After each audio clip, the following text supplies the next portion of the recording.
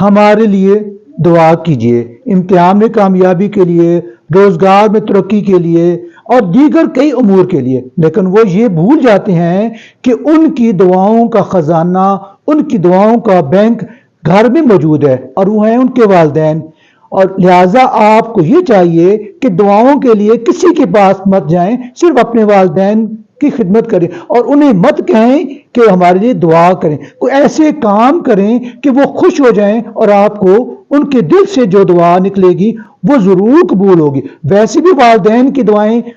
اللہ تبارک تعالیٰ کی بارگاہ سے رد نہیں کی جاتی، اور وہ جو دعائیں مانگیں گے، جو بغیر آپ ان کے کہیں گے، بغیر آپ کے کہے وہ مانگیں گے، آپ ان کی خدمت بجا لائیں گے، ان کی ایسی نافرمانی سے اجتناب کریں گے، انہیں تنگ نہیں کریں گے، اور ان کی ہر کام میں ایسی برکت ہے کہ بزرگوں کی دعائیں اللہ تبارک تعالیٰ رد نہیں کرتا۔ لہذا کسی باب بزرگوں کے پاس جانے کی کوئی ضرورت نہیں، صرف اپنے والدین سے کہیں کہ وہ آپ کے لیے امتحان میں کامیابی کے لیے، روزگار میں ترقی کے لیے، ہر جائز کام کی برکت کے لیے وہ دعائیں کریں، اور یقین کریں آپ کی دعائیں جب والدین مانگیں گے تو یقیناً وہ قبول ہوں گے، اس لیے کہ وہ دعائیں دل سے کریں گے، دل سے مانگیں گے۔ اور آپ کو آگاہ کرتا ہوں کہ جو بات دل سے نکلتی ہے وہ اثر رکھتی ہے، وہ ضرور عرش الہی کو تک پہنچ کر رہتی ہے اور اسے قبولیت کا شرف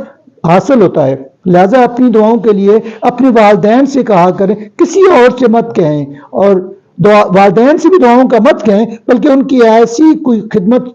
سر انجام دے، ان کے سامنے ایسی کوئی حرکت کریں، ایسا ان کے سامنے کام کریں کہ ان کے دل سے آپ کے لیے دعا نکلے۔